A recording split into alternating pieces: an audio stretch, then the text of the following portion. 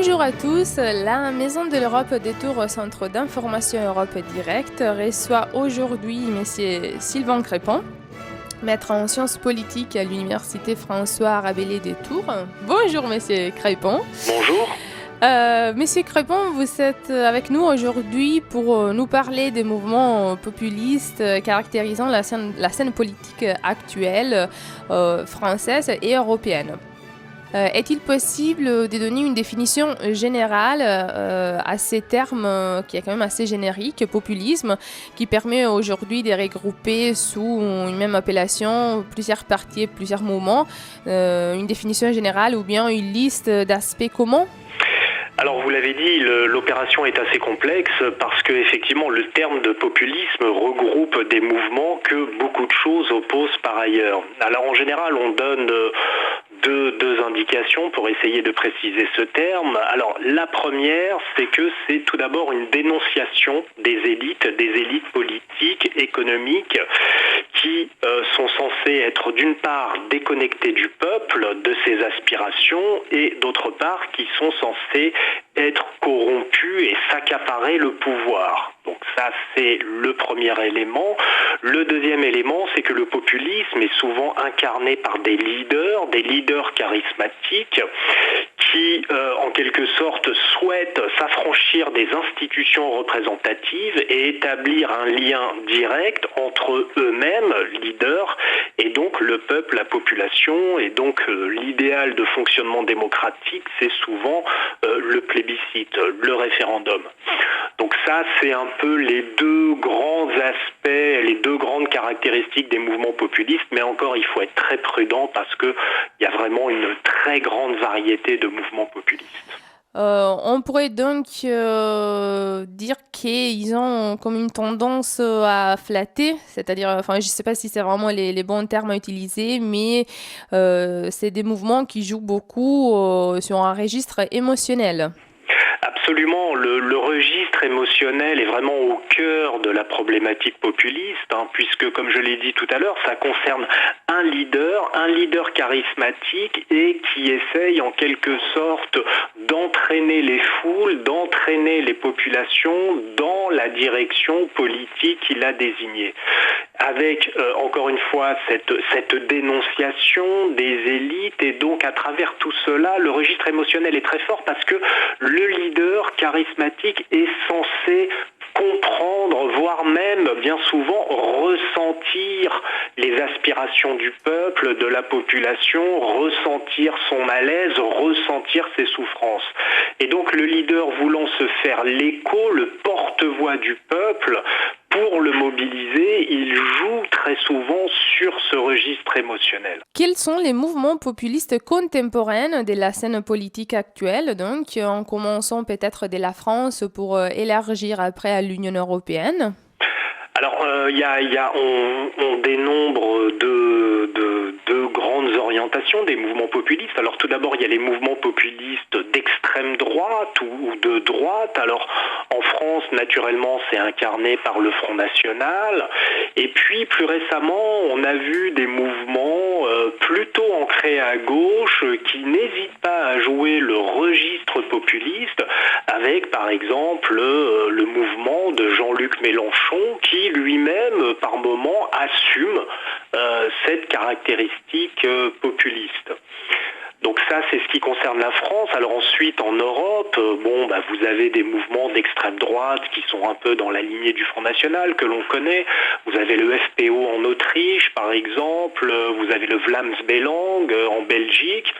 Et puis, vous avez d'autres mouvements, ça c'est un peu plus récent, alors qui, eux, s'inscrivent non pas de tradition d'extrême droite, mais s'inscrivent, dans une dénonciation, dans une défense des valeurs libérales contre l'attaque qu'elles subiraient de la part de l'immigration ou de l'islam. Et donc ça, c'est des mouvements comme par exemple le PVV de Geert Wilders aux Pays-Bas qui est vraiment emblématique de cette orientation. Comment expliquer cette percée populiste? Pouvons-nous lui attribuer une genèse précise, peut-être un phénomène particulier, une crise soit économique, soit de valeurs? Voilà, est-il possible d'identifier une cause ou plusieurs causes? C'est assez variable en fait, il n'y a pas de cause unique. Alors en France, on sait que le premier mouvement qu'on peut caractériser de populiste, c'est le mouvement du général Boulanger à la fin des années 1880, qui s'inscrit dans un contexte très particulier. Il y a une crise économique, en effet, très forte. Il y a par ailleurs un contexte militaire avec le contentieux avec la Prusse, où la France veut récupérer l'Alsace-Lorraine, ce qui mobilise le sentiment patriotique. Et puis il y a des scandales financiers, des scandales politico-financiers, ce qui contribue à discréditer la classe politique. Et donc c'est un peu, j'ai envie de dire, tous les ingrédients de l'émergence des mouvements populistes. En Europe, en ce moment, il faut voir que les contextes varient d'un pays à un autre. C'est-à-dire qu'en France, on a tendance à dire que le jour où la crise économique sera résolue, où on retrouvera le plein emploi, le Front National s'écroulera et finalement retombera dans l'oubli. C'est peut-être aller un petit peu vite puisqu'on voit par exemple en Europe des pays comme la Suisse ou encore l'Autriche qui sont des pays qui économiquement sont en très bonne santé avec le plein emploi, une croissance extrêmement forte et des mouvements populistes également très puissant. Vous avez l'UDC, l'Union démocratique du centre, d'Oskar Freisinger en Suisse, qui est très puissant, qui participe à des coalitions gouvernementales. Et puis vous avez le FPO en Autriche, dont l'un des leaders a failli être, ça s'est joué à pas grand-chose dernièrement, devenir président de la République.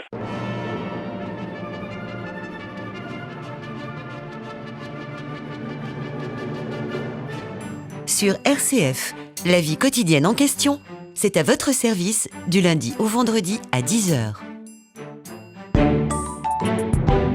RCF. RCF.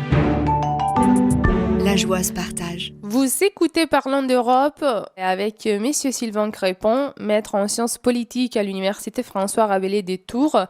Monsieur Crépon, nous essayons de tracer les contours d'une Europe qui fait face à la montée toujours au plus attendue, peut-être des mouvements populistes. Donc, quelle est l'attitude de ces mouvements envers l'Union européenne? Donc, quelle est leur critique du système européen?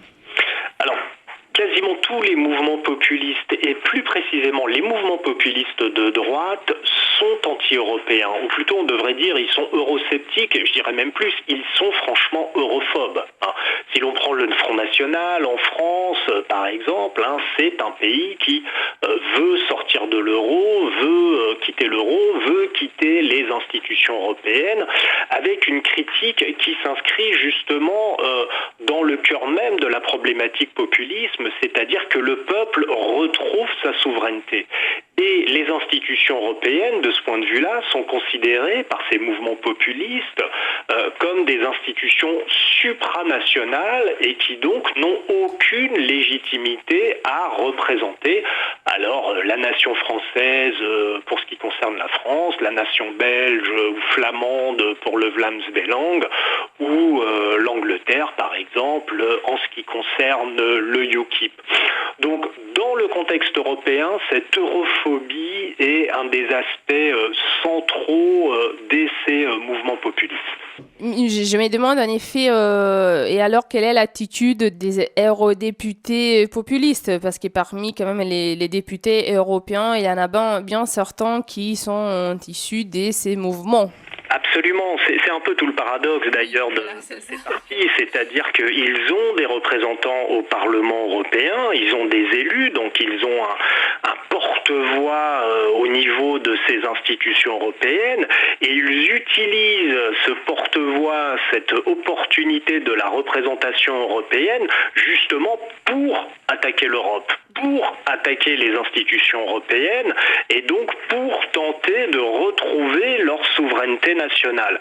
Et donc ça c'est quelque chose de très intéressant d'un point de vue politologique qui est en train de se passer aujourd'hui dans les institutions européennes, à savoir que les institutions européennes quelque part tentent de freiner les avancées de ces mouvements et ces mouvements tentent de freiner en quelque sorte les prérogatives de ces institutions européennes. Donc on est dans une sorte de mouvement paradoxal et qui peut apparaître des fois comme un peu bizarre, comme un peu contradictoire. Je prends l'exemple du Front National. Le Front National a un groupe représenté au sein du Parlement européen. Il a noué des alliances avec d'autres partis populistes europhobes d'autres pays européens. Donc c'est pour lui une caisse de résonance formidable qu'il n'a pas dans les institutions françaises. Mais justement, c'est tout le paradoxe, c'est qu'il veut la fin de ces institutions. Quelle est donc l'attitude des institutions européennes face au populisme ? Alors l'attitude des institutions européennes, elle est un petit peu ambivalente parce que d'une part, elle ne peut pas empêcher l'expression démocratique, donc elle ne peut pas empêcher à ces mouvements de s'exprimer. Ils ont été élus démocratiquement, donc il est légitime qu'ils puissent s'exprimer. Mais dans le même temps, on voit souvent les institutions européennes, et notamment d'un point de vue juridique, empêcher certaines propositions de loi ou certains votes de ces partis europhobes en ce sens qu'ils sont considérés comme anticonstitutionnels du point de vue européen. Et donc ça aussi, c'est une sorte de lutte qui est en train de se faire au sein de ces institutions, entre ces partis qui veulent mettre à bas l'Europe et l'Europe qui essaye malgré tout de survivre en dépit de sa contestation. Vous avez écouté Parlons d'Europe, émission réalisée par la Maison de l'Europe des Tours, Centre d'information Europe Direct. Nous remercions M. Crépon pour son intervention et nous vous rappelons que vous pouvez réécouter cette émission sur notre site internet. À bientôt!